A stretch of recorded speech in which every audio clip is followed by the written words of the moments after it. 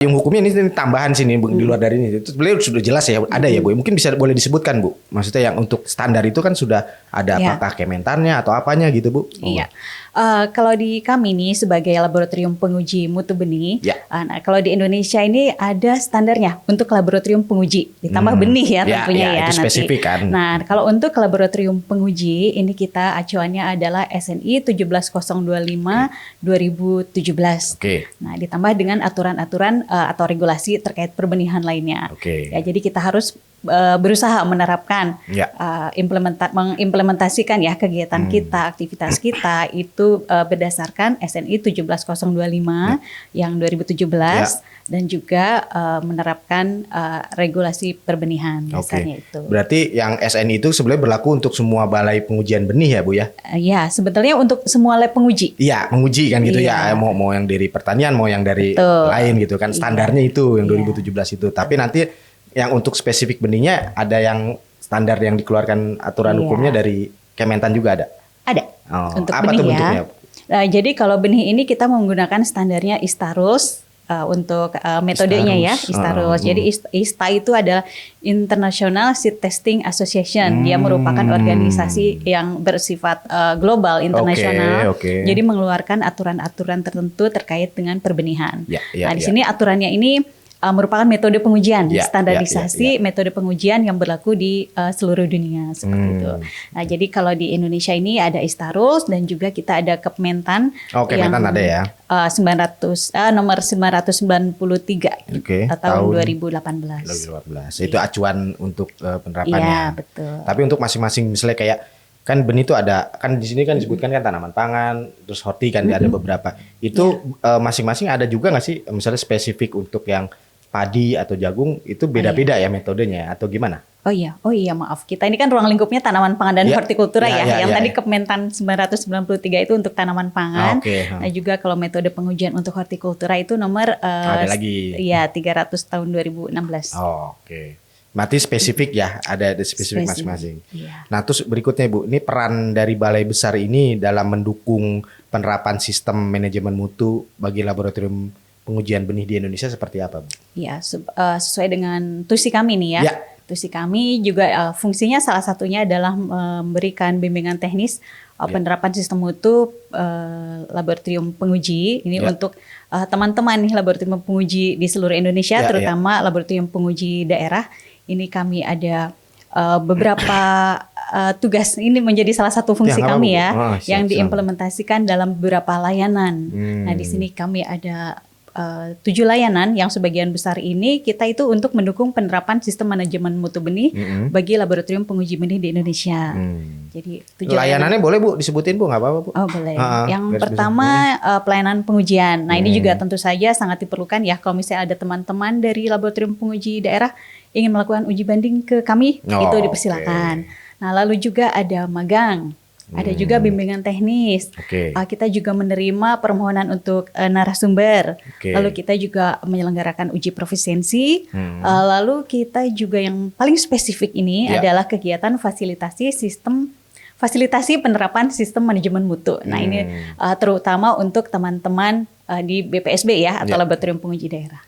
Ini yang paling spesifik. Ya, jadi itu layanan-layanan itu untuk ya itu komunitas yang terkait dengan pengujian benih itu ya khususnya. Iya, betul. Baik. Nah, ini kita ngomong agak lebih dalam lagi Bu untuk terkait dengan tantangan lah ya, permasalahan atau kendala apa yang dihadapi laboratorium pengujian benih ini dalam menerapkan sistem manajemen benih ini tuh selama ini apa aja sih tantangannya Bu gitu? Tantangannya tuh banyak ya, malah makin kesini kayaknya semakin besar tuh ya. Nah ini mungkin tantangan secara umum yang bukan dihadapi oleh kami saja ya. Jadi dari laboratorium penguji benih itu kalau sekarang itu mungkin yang pertama personelnya terbatas, keterbatasan personil nih ya. Lalu yang kedua ini sering ada mutasi atau pergantian personil. Nah ini terutama di jajaran manajerial. Nah itu juga karena memegang peranan strategis ya dalam suatu organisasi. Lalu juga kalau ada pergantian di bagian teknis itu juga cukup membuat kendala tersendiri ya. Karena misalnya sudah kompeten di dalam melakukan pengujian, tiba-tiba harus dimutasi kemana. Nah itu kan butuh penggantinya lagi. Penyesuaian lagi. Dan yang ketiga pastinya ini masalah di mana-mana ya anggaran. Tapi anggaran ini kan akarnya, rantingnya nanti kemana-mana nih. Jadi bisa peralatannya menjadi tidak terkalibrasi, lalu perawatan lingkungan, kondisi pengujian menjadi kurang terawat ya, kurang servisnya kurang atau seperti mana. Padahal itu sangat mempengaruhi hasil uji nanti. Tapi kalau kayak fasilitas pendukung diupdate terus nggak sih Bu tiap tahun? Misalnya ada yang baru atau metode baru atau alat baru yang perlu itu dari tadi kan disebutkan asosiasi internasional itu Bu. Itu ada update nggak sih Bu? Kalau dari ISTA itu sebetulnya setiap tahun mengeluarkan update pengujian ya. Tapi memang tidak semua yang diupdate itu masuk ke dalam ruang lingkup kita. Jadi ada update-nya. Artinya dilihat ya perkembangannya. Oh ini bagus nih diupdate. Nanti mungkin diajukan atau gimana. Betul. Gitu kan. Dan kami juga nih sebagai laboratorium juga anggota ISTA kami kan ya. Anggota ISTA yang sudah terakreditasi. Ini kami juga banyak melakukan validasi metode. Jadi kalau misalnya ada metode yang kira-kira di ISTA ada suatu metode tapi di Indonesia susah diterapkan nih. Nah, ini kita ini kita bisa validasi. Jadi supaya bisa diadopsi ya, cocok dengan penerapannya di Indonesia.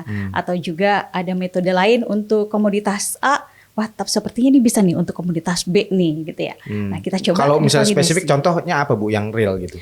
Misalnya nih nanti ada uji RE, nanti mungkin di podcast selanjutnya akan lebih diterangkan ya. Misalnya itu contohnya ya. Itu baru tuh uji RE atau gimana? Ya, jadi di ISTA ada untuk komoditas padi, lalu dengan situasi dan kondisi yang sedemikian rupa kita atur supaya valid bagi pengujian benih padi. Oke. Nah itu kan tadi saya baca kan, saya lihat kan itu persamaan yang terkait dengan keorganisan atau internal Bu. Kalau yang tantangan dari eksternal atau dari pihak yang luarnya lah dalam arti yang memanfaatkan uji layanan di sini apa aja sih Bu selama ini, ada nggak Bu? Oh, tantangan laboratorium penguji benih ya? Iya gitu. Ada pastilah ya. Seperti apa Bu? Ini misalnya nih kita misalnya ya.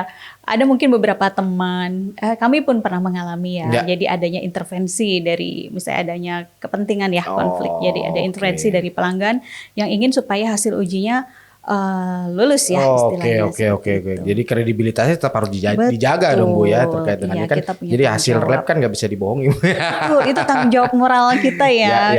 Kan benih itu berbicara. Nah gitu kan. Jadi pokoknya yang data yang dikeluar dari lab ya itu yang diumumkan gitu kan terkait dengan itu. Iya artinya ya ada tantangannya itu ya kepentingan. Tapi kan sejauh ini kan harus strict Bu ya di sini harus tegas bahwa dari balai itu harus mengeluarkan sesuai ini. Oke. Nah berikutnya nih Bu, persyaratan penting apa saja yang harus dilaksanakan Bu oleh laboratorium untuk mendapatkan terakreditasi dalam hal ini, untuk dapat terakreditasi. Akreditasi itu merupakan suatu bukti atau legalitas kompetensi kita ya, gitu akreditasi. Nah kalau di Indonesia itu dikeluarkan oleh Komite Akreditasi Nasional atau KAN. Ya. Jadi pertama kalau kita mau meraih status akreditasi, ini kita tetap pasti harus lah ya melakukan permohonan atau pendaftaran. Ya dong ya, kalau nggak daftar gimana mau dapat? Gimana mau diujinya gitu? Apa yang mau diuji gitu? Apa yang mau diproses ya gitu. Nah lalu tapi selain proses permohonan itu gitu, jadi ada juga dokumen-dokumen lain yang menemani. Nah dokumen yang menemaninya itu justru banyak banget itu. Ya sekitar 15 sampai 17 dokumen yang harus kita lengkapi seperti itu. Misalnya legalitas organisasi atau legalitas laboratorium gitu ya, salinan dokumen sistem mutunya, lalu salinan hasil kalibrasi, dan lain-lainnya. Ada sekitar kurang lebih 15 sampai 17 dokumen. Ya juga termasuk misalnya rencana uji profisiensi seperti itu, hasil uji profisiensinya. Nah juga. Ini follow up question berarti Bu ya. Untuk binaan dari balai besar ini kan apakah balai pemerintah di daerah juga atau swasta juga misalnya ada gitu atau gimana? Kalau kami memberikan bimbingan teknis spesialnya sih untuk daerah ya, untuk pemerintah daerah, UPT di pemerintah daerah. Tapi ini tidak menutup kemungkinan juga ini dari teman-teman dari produsen swasta, ini juga banyak yang melakukan magang misalnya ke kami atau permohonan narasumber ke kami, itu juga banyak. Dari ya artinya swasta kan juga boleh. bikin laboratorium pengujian kan Bu ya. Dia kan ada standar, ngikut standar yang tadi nasional juga Bu ya. Nah, artinya bisa dapat pembinaan dari balai besar ini juga Bu ya. Bimbingan teknis ya. Bimbingan teknis. Oke. Karena kan di sini nggak mengeluarkan akreditasi atau nggak mengeluarkan izin kan Bu ya. Kita membantu aja. Jadi misalnya ada lab yang dia baru mau mendaftar akreditasi nih, kita bantu nih apa aja sih yang harus disiapkan, prosesnya dokumennya gimana, gitu ya. Atau perlu bantuan dong sosialisasi tentang SNI 17025. Nah kita bantu. Lalu tolong dong bantuin cara melatih analisnya, nah kita bantu seperti itu. Nah ini follow up question itu kalau kayak gitu langsung menghubungi ke sini atau udah online atau gimana Bu sekarang kayak gitu? Iya sebenarnya ada website kami ya, jadi di sana ada informasi lengkap. Nah mungkin bisa membuka nih Sobat Benih ya, Sobat Benih nih bisa membuka di website kami. Di situ ada layanan-layanan yang kita berikan. Nah kalau misalnya ada mau bertanya lebih lanjut, diklik aja itu kontak us. Kontak us. Nanti ada yang menghubungi atau bisa saling kontak-kontakan. Oke. Nah terus lanjut nih Bu, untuk mengakomodir kebutuhan uji profisiensi, apa yang dilakukan Balai Besar ini? Ya, uji profisiensi itu merupakan salah satu hal yang diperlukan untuk menunjukkan kinerja kita. Jadi kinerja kita itu sebetulnya sudah standar belum sih dengan lab penguji lainnya yang di Indonesia gitu ya misalnya. Nah itu jadi kita memfasilitasi menjadi penyelenggara uji profisiensi. Nah jadi menjadi penyelenggara uji profisiensi pun kita tuh diakreditasi juga, Bang Adri. Ya, jadi kita itu menjadi ada waktunya nggak, maksudnya jangka waktu nggak tiap apa gitu? Ya, sebagai penyelenggara uji profisiensi kita ini secara rutin menyelenggarakan kegiatan uji profisiensinya ya. Ini setahun sekali biasanya. Tapi setahun sekali itu panjang, hampir 1 tahun penuh ini prosedurnya, karena banyak yang harus dilewati, yang harus kita penuhi untuk memenuhi persyaratan-persyaratan menjaga kestabilan benih. Kita harus menjamin dong, jadi benihnya stabil nggak nih sampai di peserta gitu ya. Kita pengujian-pengujiannya juga, benihnya homogen nggak nih yang diedarkan ke semua peserta. Nah itu jadi biasanya kita itu membuka pendaftaran itu dari bulan akhir Januari atau awal Februari di setiap tahunnya. Untuk lab-lab yang mau itu ya. Iya, itu silakan Bapak atau Ibu yang berminat ya. Nanti juga tinggal di ini aja website. Di website itu ya. Nanti atau bisa juga online sekarang kan. Juga bisa berkirim surat ke kami. Jadi kalau misalnya sudah terlewat nih, sudah bulan Oktober tapi dia pengen mendaftar nih, wah itu kan sudah terlewat ya, nggak bisa. Jadi emang daftar dari bulan apa Bu? Jadi pendaftarannya itu dibuka dari ya saya katakan tadi itu sekitar akhir Januari sampai awal-awal Februari. Itu mulai pengumuman, tapi pendaftarannya mungkin ya bisa sampai 1 bulannya kami akomodir ya. Nah jadi kalau sudah bulan Oktober, bulan Agustus, Juli ini udah dikirim ke peserta kembali ya benihnya jadi terlewat. Itu bisa berkirim surat ke kami, nanti kami catat. Jadi nanti untuk yang tahun berikutnya nanti kami jadikan sebagai calon peserta, nanti kami berikan atau kami kirimkan surat pemberitahuannya. Iya. Nah terus berikutnya Bu, bagaimanakah prosedur jika ingin menjadi peserta? Ini tadi sebenarnya udah dijawab ini. Jadi itu ya tadi prosedurnya gimana Bu? Ya itu tadi hubungi di website itu Bu ya? Iya, atau berkirim surat juga bisa. Nanti kami catat ya. Nanti tiap tahun antusiasnya gimana Bu yang untuk ini atau gimana? Alhamdulillah, jadi dari tahun ke tahun itu ada peningkatan ya, karena kami komoditasnya itu kan untuk tanaman pangan dan hortikultura. Nah, cuma tanaman pangan ini baru terbatas padi dan jagung. Nah, ini kan memang 2 itu yang besar ya Bu. Kedelai sedang kami usahakan untuk masuk ke ruang lingkup tahun ini. Nah, cuma kami masih menunggu hasil. Kemarin kami diasesmenkan reakreditasi ya. Mudah-mudahan nanti bisa masuk juga untuk kedelai. Untuk kedelai ya, tambahannya untuk tanaman pangan ya Bu ya. Saya mau nanya terkait dengan awareness atau kesadaran. Ini mungkin gambaran umum soal ya tadi Sobat Benih ya kan. Kalau tadi kan balai ini lebih banyak berhubungan atau berinteraksi dengan balai-balai yang ada di daerah kan gitu, atau swasta kalau yang begitu. Tapi kalau dari sisi pelaku lah Bu ya, dalam hal ini petani, Ibu melihatnya awareness, kesadaran bahwa ini benih jagung atau padi yang baik tuh trennya positif atau bagaimana Bu? Atau punten, atau pokoknya dia bisa tumbuh, tanam gitu. Mau tahu nih mutunya gimana atau gimana Bu? Ibu melihatnya saat ini. Kalau ini dari sisi saya ya. Kalau dari cerita teman-teman nih, teman-teman yang di lapangan di lapangan sebetulnya sudah mulai tumbuh sih kesadaran itu ya gitu ya. Sudah mulai tumbuh bagaimana kita harus menjaga harus memilih benih yang bagus, misalnya yang benih bersertifikat, ya itu sebetulnya sudah mulai tumbuh kesadaran, cuma mungkin masih belum terlalu dalam pemahamannya ya. Jadi kadang kesalahan, misalnya di petani penangkar ini, misalnya wah saya pengennya bagus gitu, saya harusnya untuk benih sebar pun dia gunakan harusnya bisa label biru misalnya, dia memilihnya yang label ungu supaya pengen bagus. Nah jadi mungkin itu yang harus kita sosialisasikan lebih lanjut lagi ya. Melalui yang balai di daerah juga tentunya, tapi kan standarnya kan dari sini juga kan gitu ya.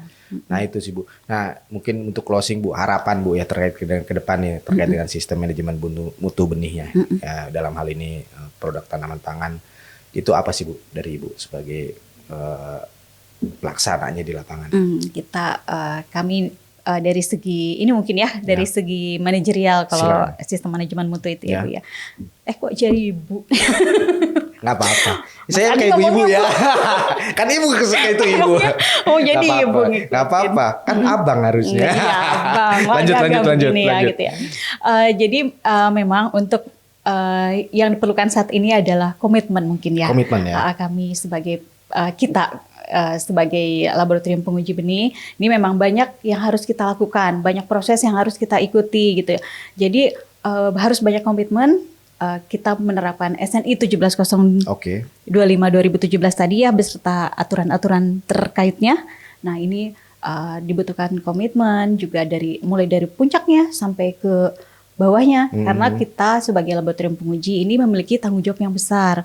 Nah, apalagi nanti teman-teman di daerah gitu ya. Misalnya itu terkait dengan pelabelan benih, itu kan tanggung jawab besar. Jangan sampai kita membohongi klien kita, pelanggan kita, seperti itu. Ya kan program besar dari pemerintah dalam hal ini yang harus terkait dengan ketahanan pangan kan ujung-ujungnya kan bagaimana memanfaatkan lahan yang ada, produktivitas meningkat, tentunya kualitas benih itu kan jadi kuncinya Bu ya. Betul. Dan lab itu tameng terakhirnya ya. Nah itu jadi kalau kita makanya saya tanya soal kesadaran tuh seperti itu. Yang kalau petani kan punten-punten kan di lapangan dapat ini yang penting tumbuh nggak kena hama gitu. Padahal kalau dibandingkan yang bersertifikat atau yang kualitasnya better gitu kan produktivitasnya juga bisa lebih baik. Nah itu sobat benih. Nah ya kan itu jadi catatan-catatan itu yang perlu jadi perhatian ya untuk para kita komunitas pertanian Indonesia gitu, bagaimana kita menggunakan benih unggul yang bersertifikat gitu kan. Karena ini lembaganya sudah ada jelas ya kan, di pusat ada, di daerah ada ya Bu ya, ya kan di pusat ada.